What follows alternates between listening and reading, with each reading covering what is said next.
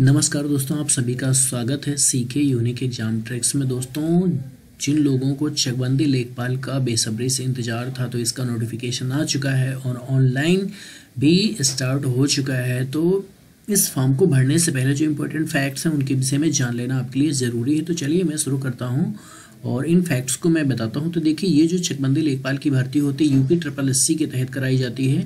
Lucknow Uttar Pradesh subordinate service selection commission के द्वारा ये कराई जाएगी। चकबंदी लेखपाल डायरेक्ट रिक्रूटमेंट ऑनलाइन फॉर्म 2019। तो ये है आपका। चलिए इसके विषय में जो इम्पोर्टेंट फैक्ट है वो मैं आपको बताता हूँ।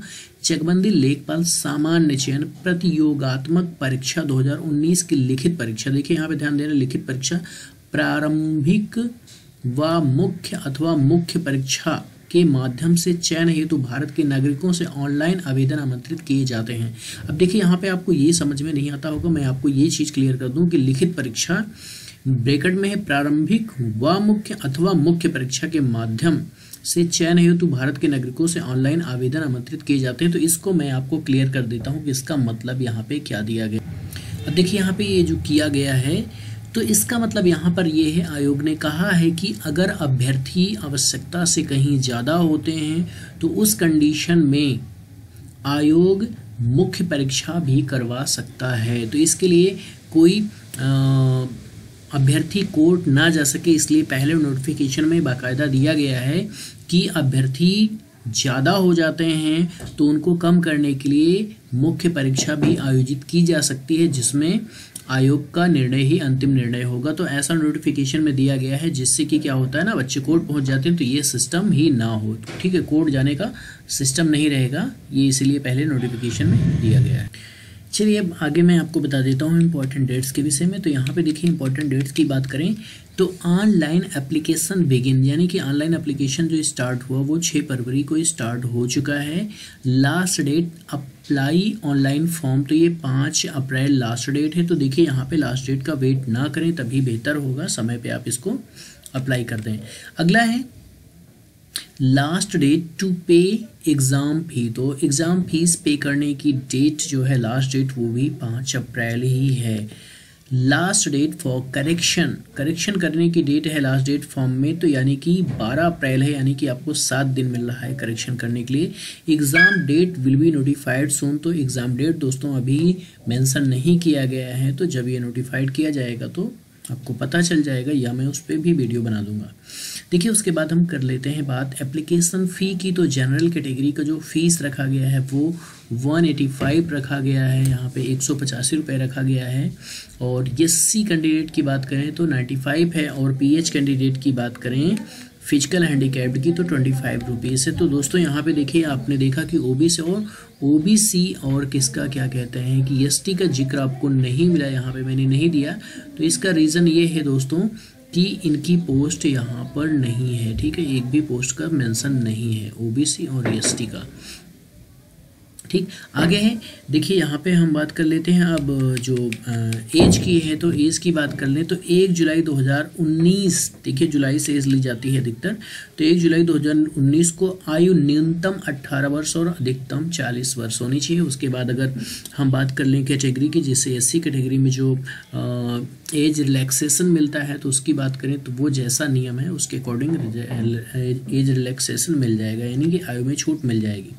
वैकेंसी डिटेल्स की बात करें तो यहाँ पे टोटल पोस्ट की बात करें तो 1364 पोस्ट है टोटल, जिसमें से जनरल कैटेगरी के खाते में आती है 1002 पोस्ट है।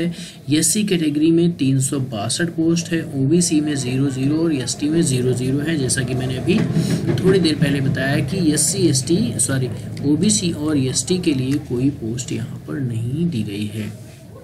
ठीक, देखिए अब आगे है यहाँ पे एलिजिबिलिटी की बात कर लेते हैं। तो 12th exam passed in recognised board, तो सिंपल सी बात है यहाँ पे, उसको फिर मैंने यहाँ पे लिख दिया जैसा कि लिखा गया था नोटिफिकेशन में। आपके माध्यमिक शिक्षा परिषद उत्तर प्रदेश की इंटरमीडिएट परीक्षा या सरकार द्वारा उसके समकक्ष मान्यता प्राप्त ऐसी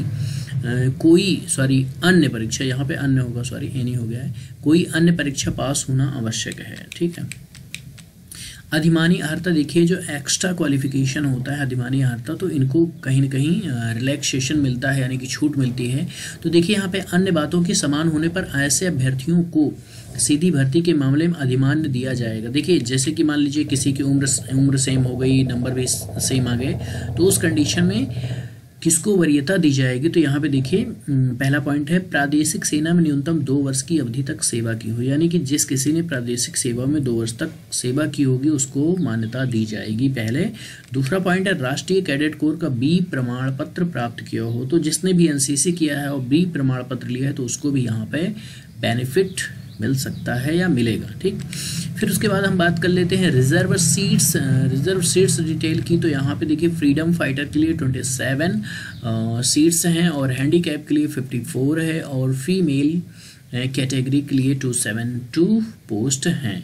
एक्स सर्विसमैन की बात करें तो 68 पोस्ट एक्स सर्विसमैन के लिए भी है यहाँ पे। ठीक है, तो दोस्तों ये रही इंपॉर्टेंट इन्फॉर्मेशन जो आपको जानना जरूरी है। और इसके विषय में मैं आपको बता दूं कि यहाँ पे जो नोटिफिकेशन में सीधा सीधा दिया गया है कि आपका जो फोटो होना चाहिए वो रिसेंटली होना चाहिए, 6 महीने से ज़्यादा का नहीं होना चाहिए और उसमें आपके दोनों कान बराबर दिखते हों, चश्मा ना लगाया हो, अगर चश्मा लगाया भी हो तो आंखें आपकी बराबर मालूम पड़नी चाहिए।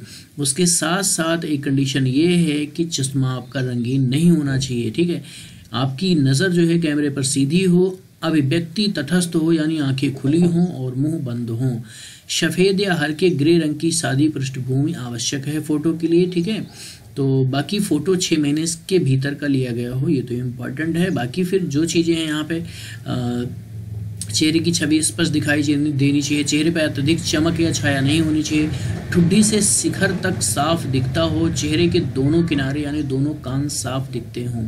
तो ये जो है कि नोटिफिकेशन में साफ साफ इसका जिक्र किया गया है, तो ये इम्पॉर्टेंट है। और तो बाकी चीज़ें फिर आपको ज़्यादा जानने की ज़रूरत नहीं है, क्योंकि जो फॉर्म भरते हैं वो वहाँ पे बता देते हैं। ठीक है, तो ये रही इंपॉर्टेंट इन्फॉर्मेशन। तो फॉर्म आप भर सकते हैं और अपनी तैयारी के लिए जुड़ सकते हैं। और मैं आपको बता दूं कि मैं जीएस की ट्रिकी वीडियो लगातार डाल रहा हूं जो कि आपकी एग्ज़ाम के लिए बहुत इंपॉर्टेंट साबित हो सकता है। तो आप इसकी तैयारी करना चाहते हैं तो आप हमारे चैनल पर नए हैं तो चैनल को सब्सक्राइब करिए और मेरे ट्रिकी वीडियोस देखिए, तब आपको समझ में आ जाएगा कि वास्तव में कितने काम की वीडियो हैं। तो दोस्तों डिस्क्रिप्शन में मैं भी लिंक दे दूंगा वीडियो का, वहाँ से भी आप देख सकते हैं। वीडियो देखने के लिए बहुत बहुत शुक्रिया। Thank you so much.